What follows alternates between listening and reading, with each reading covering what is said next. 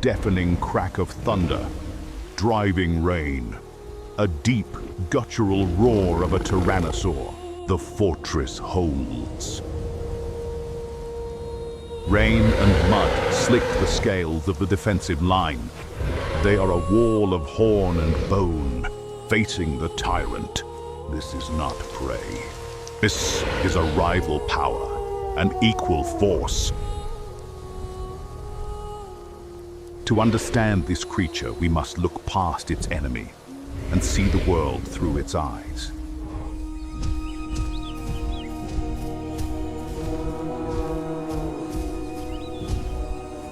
Chapter 1: The Fortress of Flesh. This is the late Cretaceous, a paradise veiled in peril, a lush, volatile Eden where life thrives on the very edge of disaster. We see her, the matriarch. She is immense, a veteran of countless seasons, her frills scarred by battles long past. She is the anchor. Her gaze is not one of fear, but of calculation, of constant, weary vigilance.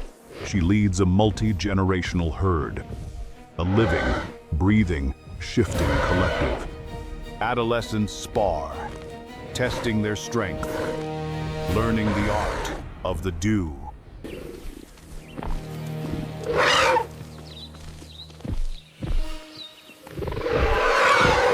The young are kept in the center, a protected, precious core. Here, society is survival, and survival is a shared duty. But this world is ruled by a dual throne, a distant, heavy footstep, a low, resonant rumble, the ever-present threat. The shadow that stalks the forest line, the Tyrant King. His presence defines their lives. It dictates their movements. It sharpens their senses. Chapter 2: The Weight of the Crown. The matriarch's day is a tapestry of decisions. She guides them to the richest groves of cycads. She chooses the safest places to drink.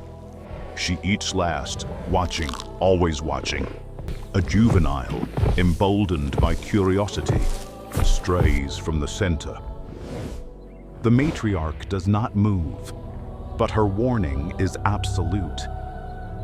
The young one freezes, the lesson learned, without a single step. This is how the law is passed, not through violence, but through presence. But a new shadow has arrived. It is not the massive, experienced tyrant, but something more desperate, a subadult T-Rex, young, hungry, and reckless. The snap of a twig, a sudden, nervous bellow from the herd. It tests the herd, fighting at the edges, watching for the weak, the flow, the unwary. The matriarch smells it on the wind, a scent of lean muscle and impatience. The stalker waits. For days, it mirrors their movements, a ghost of teeth and hunger. The herd grows tense, their movements become tighter, more controlled. The matriarch knows this game. It is a war of attrition, a test of nerve. She will not run. To run is to invite the chase, to invite panic. The T-Rex sees its chance, the same curious juvenile, momentarily exposed. The predator lunges, a blur of motion, a sudden, earth-shaking bellow of rage from the matriarch. She moves, not with the speed of a hunter, but with the unstoppable momentum of a landslide. She slams her body between the tyrant and the young, horns lowered, frill presented. she becomes an unshakable wall. A living fortress. The young T-Rex begins to a halt, confronted by the phallic shield of bone. It roars, a threat of devastating power. But the matriarch does not flinch. Her horns are not for killing, not primarily. They are a statement, a definitive biomechanical no. The predator, frustrated, retreats.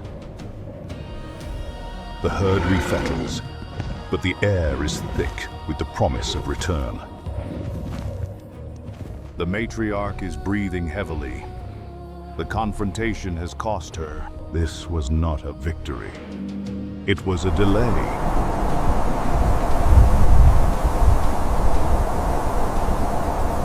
Chapter 3. The Shield Wall. Wind howls.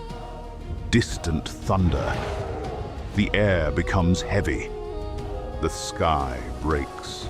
A torrential storm that turns the world to mud and shadow.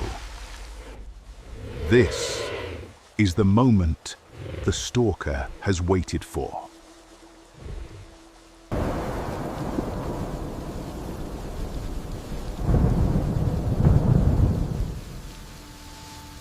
The T-Rex, now desperate, commits.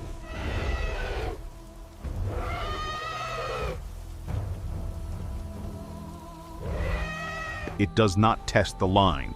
It charges from the trees, aiming for the center. A gamble. But the matriarch has anticipated this. This is the moment she was born for. She bellows a command, and the herd responds. Instantly, the adults form a circle, young, protected within. They become a single organism, a living bastion. The shield wall.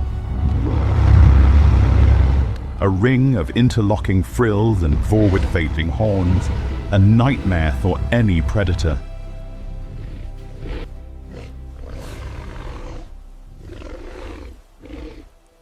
It charges the line, probing for any weakness.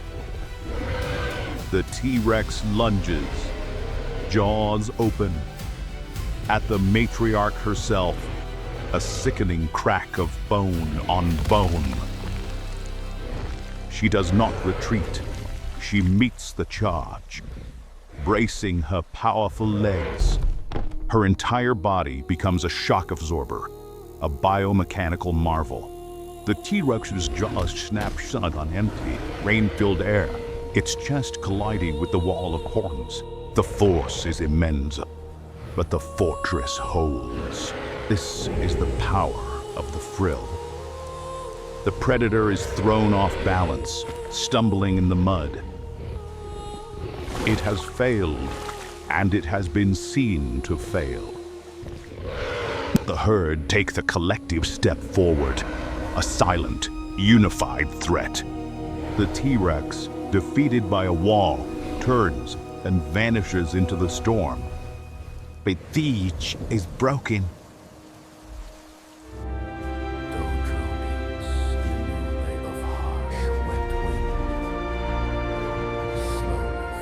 Chapter 4. The Legacy. The herd relaxes, but the matriarch is the last to move.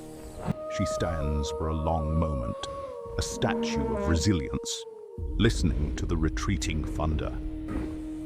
Her saga, her struggle, is over.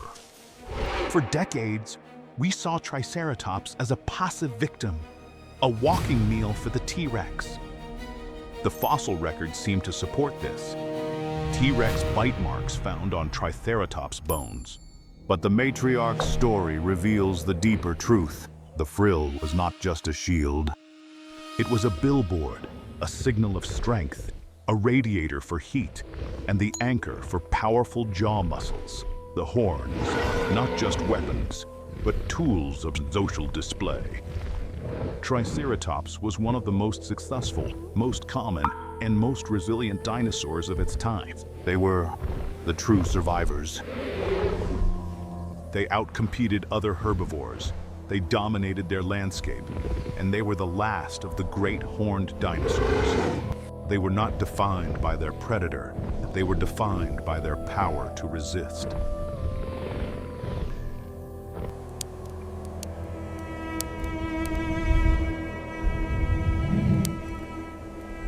The matriarch's lineage, her strategies, her strength are written in stone. A fortress built over millions of years.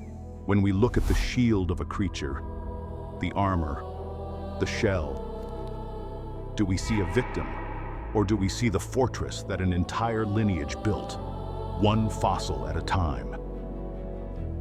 The end. Thank you for watching. See you next video.